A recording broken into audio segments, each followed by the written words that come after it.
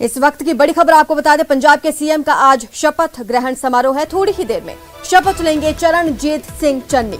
राजभवन पहुंच चुके हैं चरणजीत चन्नी और समारोह में राहुल गांधी भी मौजूद रहेंगे।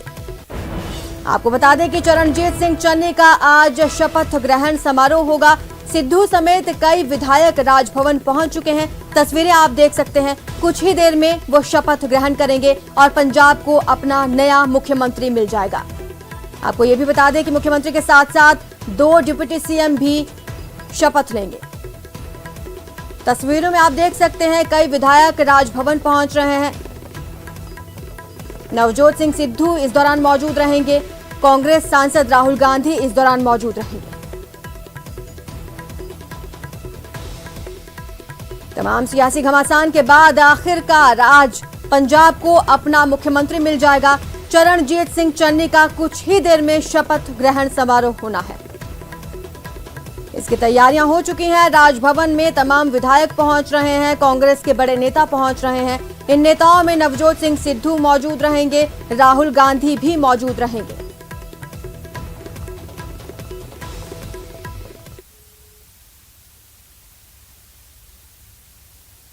राजभवन के बाहर से आपको तस्वीरें दिखा रहे हैं। यहां पर किस तरह से सुरक्षा के पुख्ता इंतजाम किए हुए हैं और तमाम वीआईपी यहां पर पहुंच रहे हैं, कांग्रेस नेता यहां पर पहुंच रहे हैं। आपको बता दें, जैसे ही चरणजीत सिंह चन्नी के नाम का ऐलान हुआ, तमाम नेताओं ने उन्हें बधाई देना शुरू कर दिया। राजस्थान के सीएम अशोक गहलोत ने भी ट्वीट कर उन्हें बधाई दी। राहुल गांधी ने उन्हें ट्वीट कर बधाई दी। आपको बता दें, कुछ ही देर में ये शपथ ग्रहण समारोह शुरू हो जाएगा और इसमें तमाम विधायक मौजूद रहेंगे। राजभवन से ये तस्वीरें आपको दिखा रहे हैं।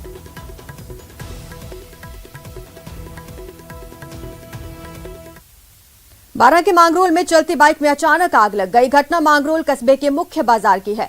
युवक बाइक लेकर अपने घर लौट रहा था और इस दौरान उसे अचानक बाइक में आग लगती हुई नजर आई। आग देखकर युवक बाइक छोड़कर दूर भाग खड़ा हुआ। इस दौरान देखते ही देखते बाइक पूरी तरह आग के हवाले हो गई। आसपास के लोगों ने बाइक पर पानी डालकर आग बुझाने की कोशिश की, लेकिन सारे प्रयास विफल रहे। घटना में आग पूरी तरह इस घटना में बाइक जलकर राख हो चुकी है। तस्वीर आप देख सकते हैं किस तरह से ये बाइक आग के गोले में तब्दील हो गई है। गनीमत ये रही कि बाइक सवार ने समय पर बाइक से दूर हटकर अपनी जान बचा ली। स्थानीय लोगों ने बाइक पर पानी डालकर इसे बुझाने की कोशिश की, लेकिन तब तक बाइक पूरी तरह जलकर खाक हो चुकी। और अब बात जोधपुर की तस्वीरें दिखाने से पहले एक सवाल कि आखिर सन सिटी में हो क्या रहा है, क्योंकि ना तो यहाँ खाकी का खौफ है और ना ही बदमाशों में कानून का भय। पहले तस्वीरें आपको दिखाएंगे।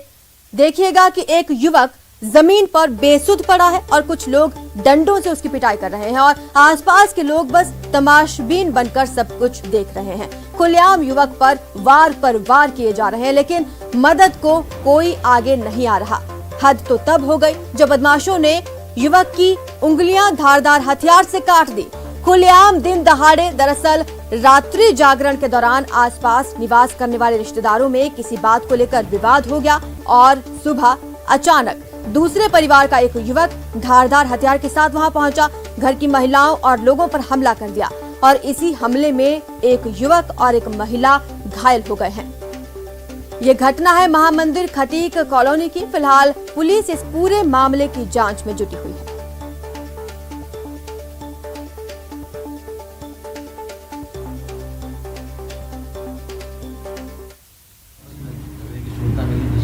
जाब्ता वहाँ मौके पर पहुंचा तो एक पार्टी के मुजरिमों को हॉस्पिटल पहुंचाया गया।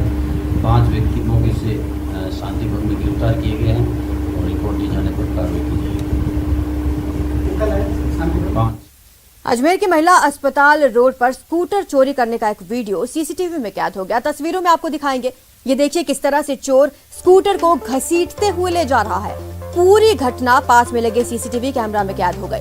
आरोपी ने अस्पताल के बगल के स्टैंड को अपना निशाना बनाया, आराम से स्कूटर चोरी कर ले जा रहा है। सूचना के बाद पुलिस सीसीटीवी के आधार पर चोर की तलाश में जुटी हुई है।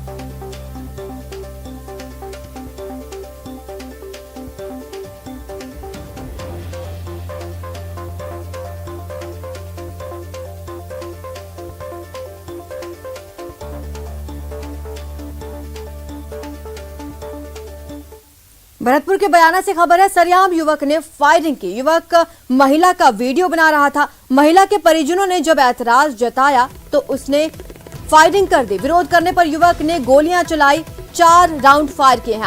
आरोपी बबलू फौजी को गिरफ्तार कर लिया गया है। उससे पूछताछ लगातार की जा रही है।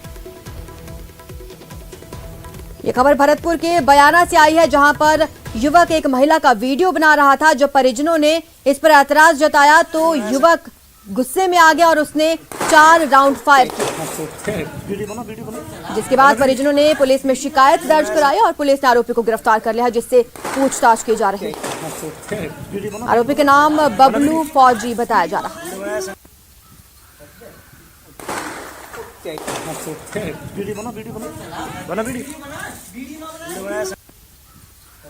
ये तस्वीरें आप देख सकते हैं किस तरह से गुस्साए आरोपी ने 4 राउंड फायर किए हैं। मामला है महिला का वीडियो बनाने का। आरोपी अपनी घर की छत से महिला का वीडियो बना रहा था। जैसे ही परिजनों ने ऐतराज जताया, आरोपी ने फायरिंग कर दी। हालांकि इस बात की सूचना पुलिस को दी गई तो पुलिस ने मौके पर पहुंचकर आरोपी को गिरफ्तार कर लिया है।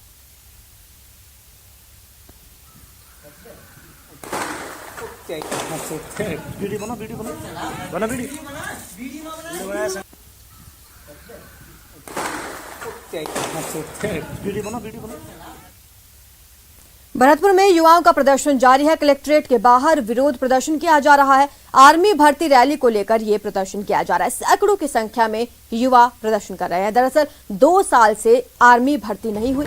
लोहागढ़ स्टेडियम में भर्ती की मांग को लेकर प्रदर्शन किया जा रहा है। कलेक्ट्रेट के बाहर पुलिस टीम मौजूद है ताकि किसी तरह का कोई हंगामा देखने को ना मिले।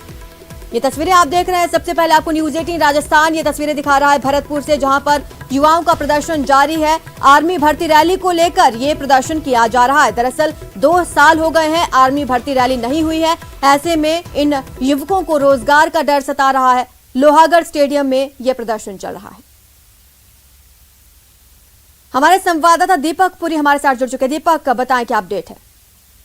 देखिए, आरजू कलेक्ट्रेट के बाहर में भारी संख्या में युवाओं का जो है वो प्रदर्शन किया जा रहा है। युवा प्रदर्शन कर रहे हैं और आर्मी भर्ती रैली को लेकर के ये प्रदर्शन किया जा रहा है। दरअसल हमेशा से जो है हर वर्ष भरतपुर की लोहागढ़ स्टेडियम में जो है आर्मी भर्ती रैली जो है आयोजित होती है। उसमें खुली रैली में युवा जो है वो भाग लेते हैं और वहां से लोगों युवाओं को रोजगार मिलता है, लोग नौकरी पे जाते हैं। तो ऐसे में 2 साल से कोरोना काल के चलते वो रैली आयोजित नहीं हुई है। उसको लेकर के प्रशासन को दिखाने के लिए ये युवा है वो प्रदर्शन कर रहे हैं। उनका कहना ये है कि पिछले 2 सालों से आर्मी की भर्ती की रैली नहीं हुई है। ऐसे में आर्मी की भर्ती की रैली कराई जाए और जो युवा हैं उनको 2 वर्ष की अभ्यर्थियों को छूट दी जाए उसमें, क्योंकि कोरोना काल में सभी जो भर्तियां हैं वो नष्ट कर दी गई थी। तो ऐसे में युवा जो है वो 2 वर्ष की छूट मांग रहे हैं। और एक और उनकी जो मांग है वो प्रमुख मांग है कि लोहागढ़ स्टेडियम में पूरी तरह जल भराव की समस्या है। उसके कारण भी कहीं ना कहीं जो भर्ती है वो नहीं हो पाती है, क्योंकि देखा जाता है पैर फिसलने से कई हादसे हो जाते हैं युवाओं के। तो ऐसे में वो जल भराव की समस्या से भी निजात मांग रहे हैं और कलेक्ट्रेट के बाहर में ये प्रदर्शन किया जा रहा है। भारी पुलिस जाब्ता वहाँ तैनात किया गया है ताकि कोई भी युवा है कोई हंगामा ना हो, इसके लिए भारी संख्या में पुलिस जाब्ता तैनात है। दीपक, ये आम युवा है या फिर किसी संगठन का इनको समर्थन प्राप्त हुआ है? देखिए आरजू, भरतपुर में देखा जाता है कि युवाओं में हर तरह से आर्मी में शामिल होने के लिए जोश रहता है। तो ये युवाओं की पहले कमेटी गठित हुई, उसमें ये निर्णय लिया गया कि हम भी सुबह आज जो है कलेक्ट्रेट पर धरना प्रदर्शन करेंगे। तो ऐसे में वो पहले से रणनीति, हालांकि इसमें कोई संगठन का साथ नहीं है, युवाओं का इंडिपेंडेंट ये प्रदर्शन है और युवा ही इस पूरे प्रदर्शन में भाग ले रहे हैं। कोई भी किसी भी तरह से इस प्रदर्शन को राजनीतिक रूप नहीं दिया गया है, क्योंकि युवाओं में बेरोजगारी का जो वो है, जो बेरोजगारी का जो खौफ युवा झेल रहे हैं उसकी कई वजह से जो युवा है वो प्रदर्शन कर रहे हैं और अपना जो जोश है उसे कहीं ना कहीं दिखा रहे हैं। प्रदर्शन करने के बाद में प्रशासन से भी वो अपील कर रहे हैं कि ये 3 मांग है उनकी, उनको पूरा कराया जाए। और मांग भी उनकी वाजिब है आरजू, क्योंकि लंबे समय से देखा जा रहा है कोरोना काल में बेरोजगारी का दौर बढ़ा वो तो है दीपक, देखा जा रहा है शांतिपूर्वक यहाँ पर युवा प्रदर्शन कर रहे हैं, लेकिन कोरोना प्रोटोकॉल की जरूर धज्जियां उड़ाई जा रही है। किसी के चेहरे पर मास्क नजर नहीं आ रहा। दीपक,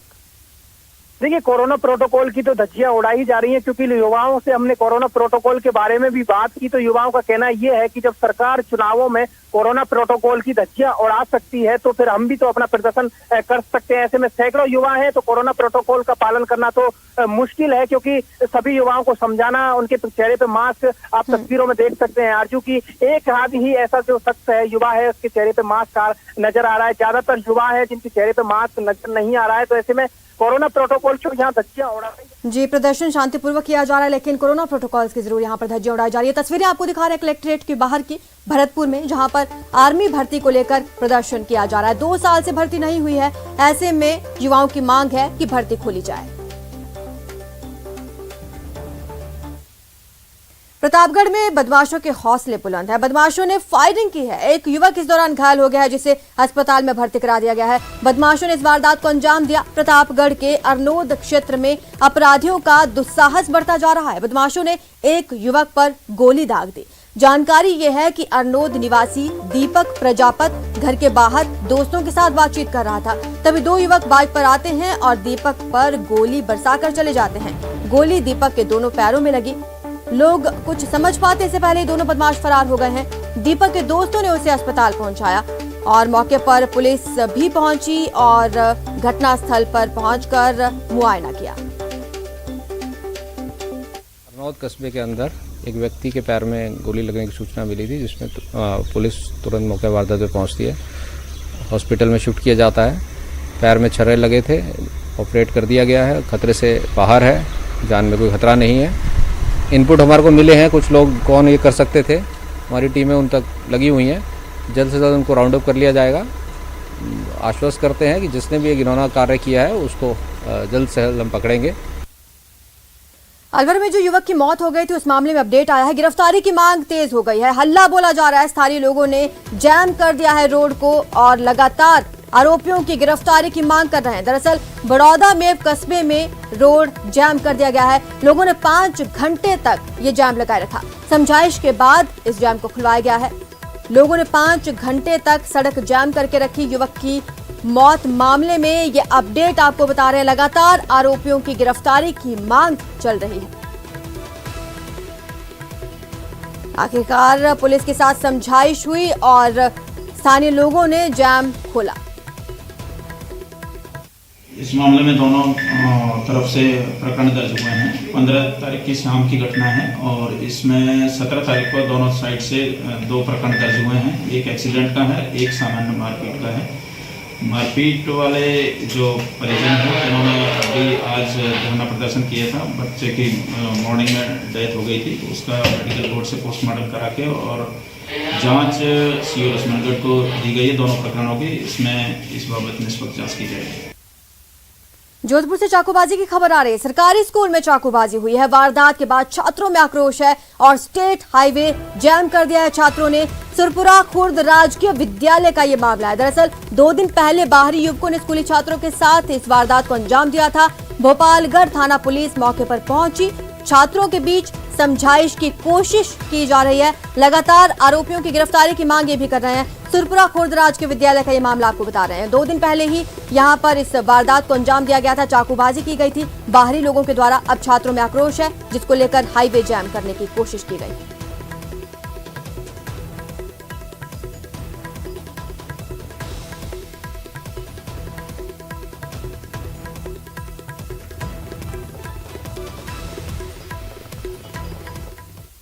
तो वहीं भरतपुर से दुखद खबर आ रही है। 2 छात्राओं की मौत हो गई है। ट्रेन से कटकर 2 छात्राओं की मौत हुई है। स्कूल जाते समय दरअसल ये बड़ा हादसा हो गया। हॉस्टल से स्कूल जा रही थी ये छात्राएं। नदबई के हलैना में ये हॉस्टल है और मौके पर नदबई पुलिस पहुंची। मामले की जांच पड़ताल की जा रही है। नदबई के हलैना में ये हॉस्टल है, जहां से ये छात्राएं आज स्कूल जा रही थी, लेकिन रास्ते में ही ये बड़ा हादसा हो गया। ट्रेन से कटकर दोनों छात्राओं की दर्दनाक मौत हो गई है। हालांकि अभी छात्राओं की शिनाख्त नहीं की जा सकी है। लगातार प्रयास किए जा रहे हैं कि छात्राओं के परिजनों के बारे में सूचना मिले। नदबई के हलैना में ये हॉस्टल है, जहां की ये छात्राएं हैं और स्कूल जाते समय ये दर्दनाक हादसा हो गया। ट्रेन से कटकर दोनों छात्राओं की मौत हो गई। श्रीगंगानगर के अनूपगढ़ के गांव 5K के पास नेशनल हाईवे पर तेज रफ्तार बस और ट्रक में भिड़ंत हो गई और इस भिड़ंत में 3 लोगों की मौत हो चुकी है, जबकि 2 दर्जन से ज्यादा लोगों के घायल होने की खबर है। गनीमत ये रही कि घायलों में सभी की हालत अब खतरे से बाहर बताई जा रही है। दरअसल श्रीगंगानगर के अनूपगढ़ से जैसलमेर के मोहनगढ़ जाने के लिए एक बस अनूपगढ़ से चली थी कि नेशनल हाईवे पर एक ट्रक से जा भिड़ी। टक्कर इतनी भीषण थी कि दोनों वाहनों में आग लग गई और इस हादसे में ट्रक ड्राइवर समेत 2 यात्री जिंदा जल गए। हादसे की सूचना के बाद श्रीगंगानगर जिला कलेक्टर जाकिर हुसैन, पुलिस अधीक्षक राजन दुष्यंत अनूपगढ़ पहुंचे और मौके का मुआयना किया। सभी घायलों को रेस्क्यू कर अस्पताल पहुंचाया गया। अब सबकी हालत खतरे से बाहर बताई जा रही है।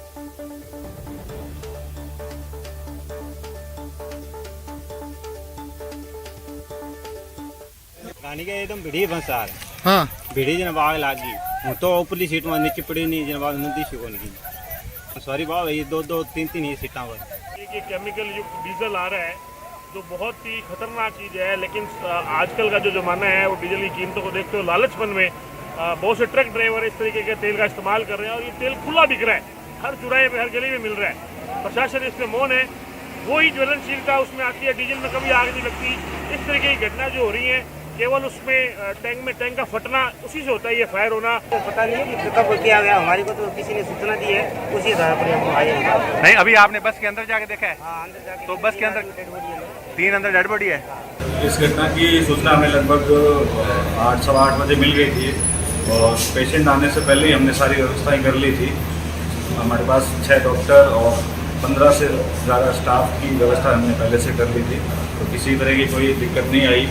यहाँ पे 12 पेशेंट जो है वो दुर्घटना से पहुँचे थे। उन सभी का प्राथमिक उपचार करने के बाद सभी ठीक है और सभी का ट्रीटमेंट किया जा रहा है। इसी बीच अलवर से बड़ी खबर आ रही है, जहां एक फैक्ट्री में भीषण आग लग गई है। काफी वक्त से ये फैक्ट्री हालांकि बंद थी। मौके पर दमकल की गाड़ियां पहुंच चुकी हैं। तस्वीरें आप देख सकते हैं। आग बुझाने की कोशिश लगातार जारी है। कबाड़ को गैस कटर से काटते समय ये आग लगी। चौपान की औद्योगिक क्षेत्र की ये घटना बताई जा रही है। एक्सक्लूसिव तस्वीरें आपको दिखा रहे हैं किस तरह से यहाँ पर दमकल की गाड़ियां पहुंची हैं और आग बुझाने की कोशिश यहाँ पर की जा रही है।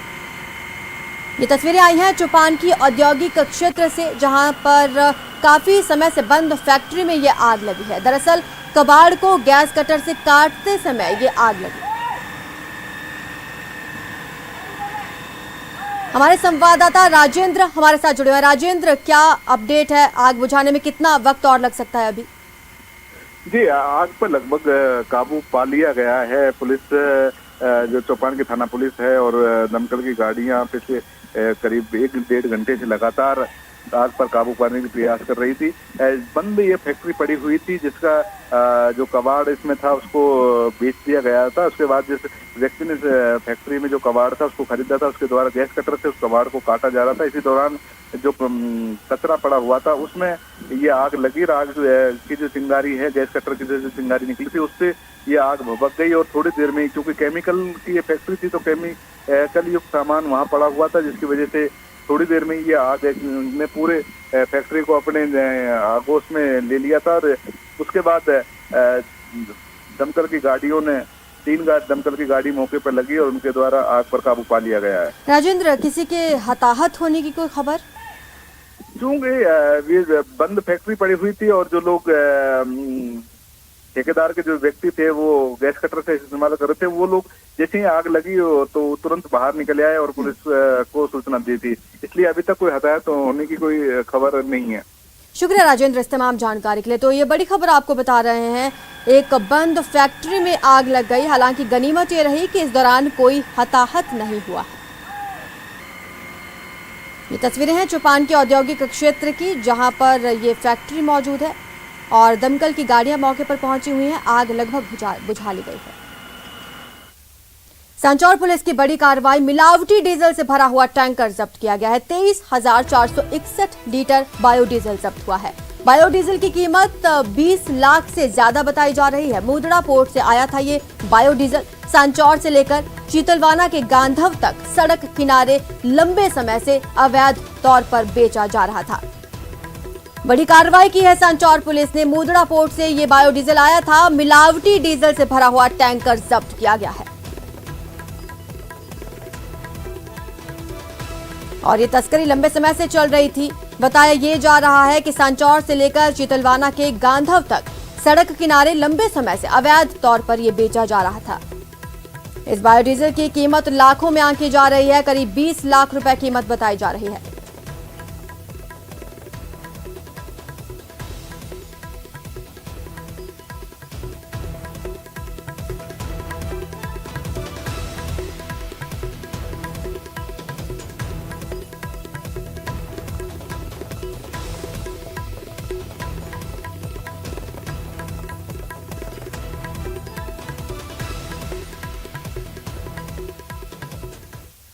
तो पंजाब में मुख्यमंत्री का शपथ ग्रहण समारोह शुरू हो चुका है।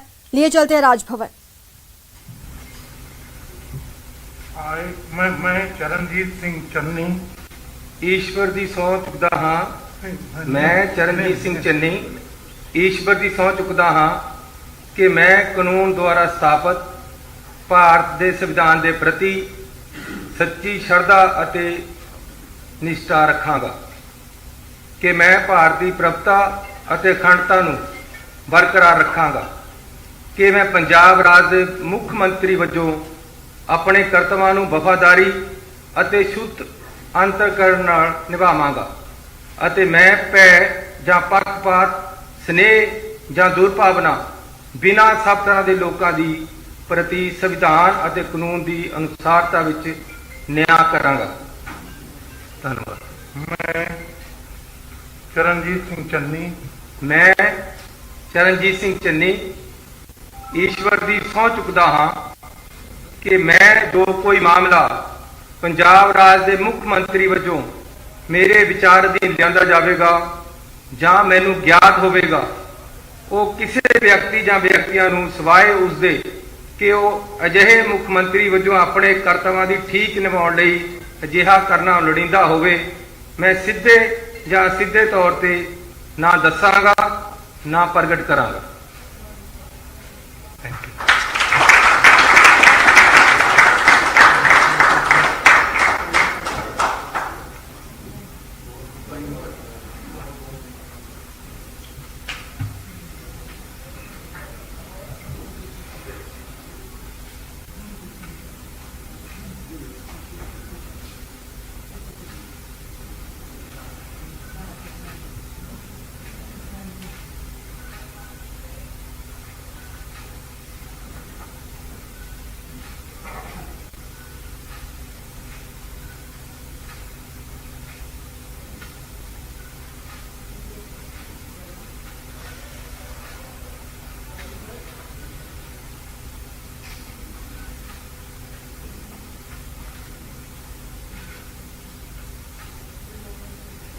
Congratulations.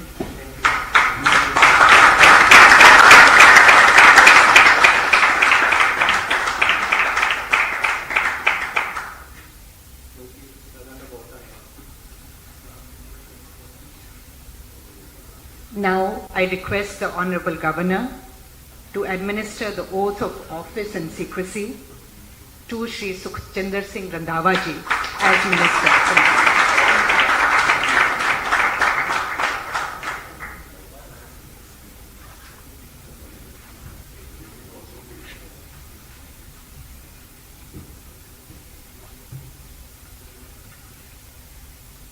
मैं सुखजिंदर सिंह रंधावा ईश्वर की सौं चुकदा है कि मैं कानून द्वारा स्थापित भारत के संविधान के प्रति सच्ची श्रद्धा निष्ठा रखांगा कि मैं भारत की प्रभुता ते अखंडता नूं बरकरार रखांगा कि मैं पंजाब राज के मंत्री वजों अपने कर्तव्यां नूं वफादारी अते शुद्ध अंतरकरण नाल निभावांगा ਅਤੇ मैं भै ਜਾਂ पक्षपात स्नेह ਜਾਂ दुर्भावना बिना सब तरह के लोगों के प्रति संविधान ਅਤੇ कानून की अनुसारता विच न्याय करांगा। मैं सुखजिंदर सिंह रंधावा ईश्वर की सौं चुकदा हाँ कि जे कोई मामला पंजाब राज के मंत्री वजों मेरे ध्यान लिया जाएगा ਜਾਂ ਮੈਨੂੰ ज्ञात होगा वो किसी व्यक्ति ਜਾਂ ਵਿਅਕਤੀਆਂ ਨੂੰ ਸਵਾਏ ਉਸ ਦੇ ਕਿ ਅਜਿਹੇ ਮੰਤਰੀ ਵਜੋਂ ਆਪਣੇ ਕਰਤੱਵਾਂ ਦੇ ਠੀਕ ਨਿਭਾਉਣ ਲਈ ਅਜਿਹਾ ਕਰਨਾ ਲੋੜੀਂਦਾ ਹੋਵੇ ਮੈਂ ਸਿੱਧੇ ਜਾਂ ਅਸਿੱਧੇ ਤੌਰ ਤੇ ਨਾ ਦੱਸਾਂਗਾ ਨਾ ਪ੍ਰਗਟ ਕਰਾਂਗਾ।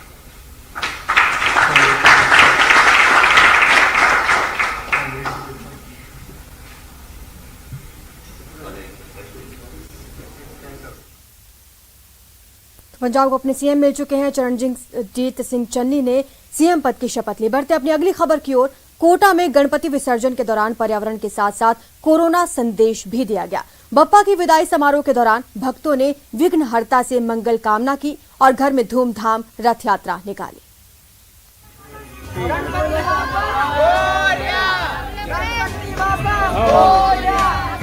हर साल गणपति घर घर पधारते हैं और फिर अगले बरस जल्दी आने का वादा कर अपने भक्तों से यूं ही विदाई लेते हैं। लेकिन कोटा में इस बार विघ्नहर्ता की अनोखी विदाई की गई। एक डॉक्टर ने अपने घर के अंदर ही गणपति का विसर्जन किया, लेकिन बप्पा का ये विदाई समारोह बेहद खास नजर आया। वो क्यों, इसके लिए पूरे विसर्जन समारोह को शुरू से देखिए। पहले परिवार ने बप्पा की पूजा अर्चना की, फिर परिवार ने गजानन की आरती की। अब बारी थी विदाई समारोह की, लेकिन बाहर तो कोरोना का खतरा है, इसलिए घर में ही बप्पा के विसर्जन के बाहर जैसे सभी इंतजाम कर लिए गए। विसर्जन के लिए एक कृत्रिम कुंड बनाया गया। लकड़ी से बनाए पहियों वाला प्रतीकात्मक ट्रैक्टर ट्रॉली रथ तैयार किया गया। फिर 108 दीपक आरती के उपरांत विघ्नहर्ता को रथ में विराजमान किया गया। इसके बाद घर के अंदर ही गजानन का धूमधाम से भक्ति भाव से जुलूस निकाला गया। इसके बाद अक्षत दाल देशी मिट्टी से बने अनूठे गजानन का विधि विधान से कृत्रिम कुंड में विसर्जन भी किया गया।